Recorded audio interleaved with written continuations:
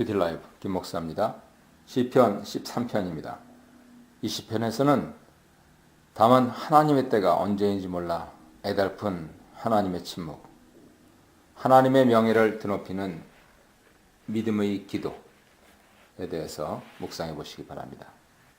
어느 때까지니까? 라는 시편 기자의 짧은 외침에는 탄식, 좌절, 원망, 무기력함, 간청 등 여러 목소리가 함축되어 있습니다.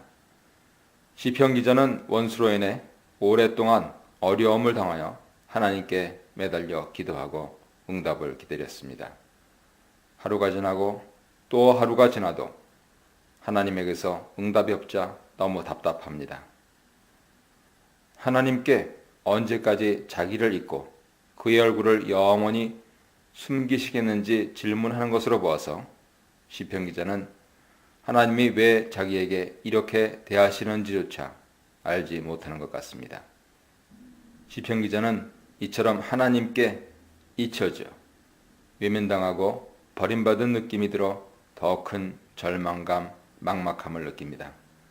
하지만 그는 포기하지 않고 그의 고난에 침묵하고 외면하시는 하나님을 직접 대면하여 자신의 심정을 정직하게 토로함으로써 하나님의 응답을 간청하고 있습니다.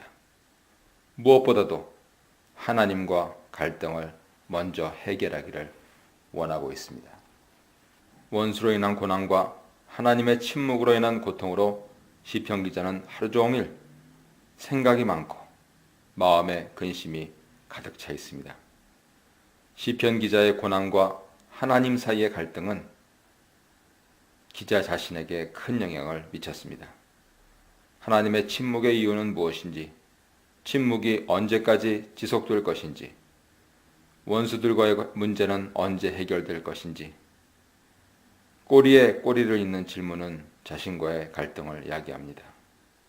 내면에서 쏟아지는 수많은 질문과 그 질문에 답을 몰라 번민하는 사이에 하루하루가 흘러갑니다. 기자는 심적으로 말할 수 없는 고통에 둘러싸여 있습니다. 그래도 그는 여전히 하나님을 향한 그의 눈을 거두지 않습니다. 이 모든 갈등과 고난을 완전하게 해결해 줄 분이 하나님이심을 믿고 계속 하나님께 탄식하며 간청합니다. 기자의 고난과 하나님의 무응답은 시편 기자에게 크나큰 고통이 되었지만 원수들에게는 오히려 승리, 교만을 가져다주는 계기가 되었습니다. 시편 기자의 고통은 하나님과의 관계에서 빚어진 갈등과 기자와 원수와의 관계 속에서 더 심화되어 갑니다. 원수들은 시편 기자가 고난을 받고 있으므로 자기들이 그보다 더 낫고 높아졌다고 생각합니다. 또한 그들은 시편 기자의 죽음을 그들의 최후의 승리로 여겨 그가 죽기만을 기다리고 있습니다. 기자는 현재 자기 앞에 벌어진 이 모든 상황을 피하거나 부인하지 않고 직시하고 있습니다.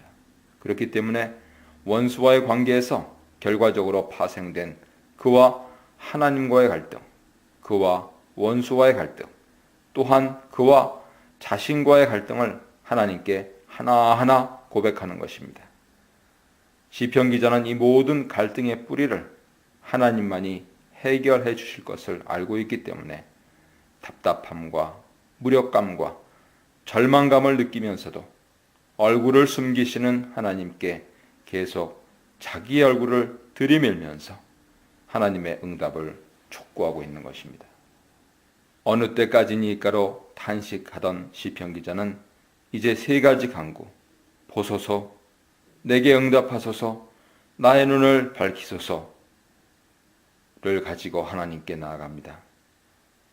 나를 생각하소서라고 번역된 문장은 문자적으로 보소서라는 뜻입니다. 하나님 보시면 내가 어떠한 상황에 처해 있는지, 내가 무엇을 원하는지, 그 상황에 대한 가장 최선의 해결책이 무엇인지 아십니다. 또한 하나님은 그 상황을 보시고 나를 긍휼히 여기시어 기꺼이 내 기도에 응답해 주시고 후속 조치를 해 주실 것입니다. 더구나 하나님이 이 모든 일을 행하실 능력이 있는지에 대해서는 조금도 의심할 여지가 없습니다. 시편 기자는 이 사실을 알고 있기 때문에 하나님이 자기를 쳐다보지도 않으신다고 느끼는 지금 하나님께 제발 좀 얼굴을 돌려 저를 봐주세요라고 간청하는 것입니다. 하나님이 보시면 응답하소서, 눈을 밝혀주소서의 간구도 연달아 응답될 것임을 시편 기자는 믿고 있습니다. 기자는 이 간구에 덧붙여 2절처럼 각각 자신과 원수를 주어로 사용하여 하나님의 응답이 없으면 자기는 죽게 될 것이고 자기가 죽으면 원수들은 승리를 외치고 기뻐할 것이라고 말합니다. 기자의 말은 하나님, 정녕 저를 이렇게 되도록 내버려 두시고 원수에게 승리를 주시렵니까? 이제 제발 저를 돌아보시고 기도에 응답해 주시지 않겠습니까? 이 뜻입니다. 하나님의 응답과 구원을 재촉하고 있습니다. 시편 기자의 상황은 하나님에게서 아직 응답을 받지 못하고 마음의 번민이 여전히 사라지지 않았고 자기보다 낫다고 우쭐대는 원수들이 주변에 있어 절망스럽습니다. 그럼에도 불구하고 그는 좌절하지 않고 하나님의 구원을 확신하며 자신의 확고한 믿음을 하나님께 고백합니다. 성도의 믿음이 진정한 믿음인지 아닌지는 이와 같은 절망과 좌절의 때 하나님을 신뢰하는 마음이 확고한지 그렇지 않은지에 따라 증명됩니다. 그런데 이 어려운 상황에서도 시편 기자가 하나님의 구원을 확신할 수 있는 믿음의 근거는 대체 무엇일까요? 기자는 하나님의 사랑이라고 대답합니다. 그가 의지하고 있는 하나님의 사랑, 헤세드는 헌신과 약속을 기반으로 구축된 관계를 함축합니다. 하나님의 사랑은 성도의 삶 속에서 다양한 모습으로 나타납니다. 시편 기자는 이미 그런 하나님의 사랑을 여러 번 경험한 것 같습니다.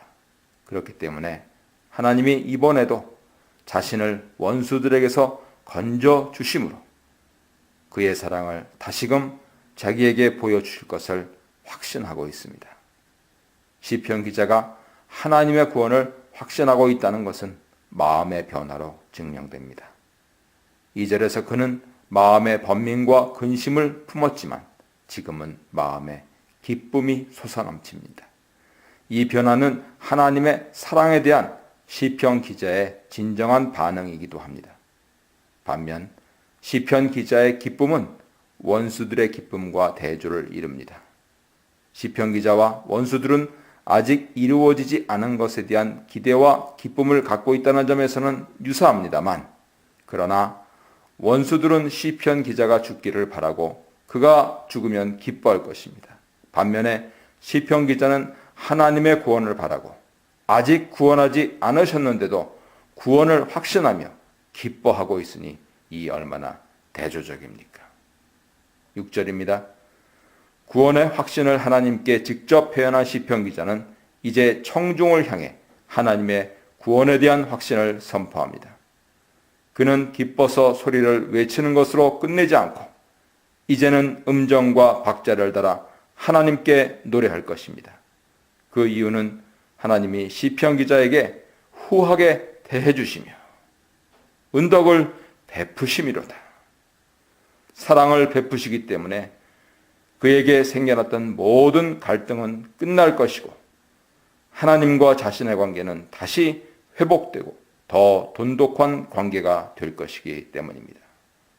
그러므로 지금까지는 번민과 근심으로 어느 때까지니까를 되뇌었지만 이제는 그것들을 떨치고 기쁜 마음을 품고 노래를 부르며 소망과 기대로 구원을 기다립니다. 시편 기자와 같은 성도 한 사람의 간구와 신앙 고백은 자신뿐 아니라 다른 성도에게도 큰 도전을 주고 중보와 감사의 기회를 제공하게 됩니다.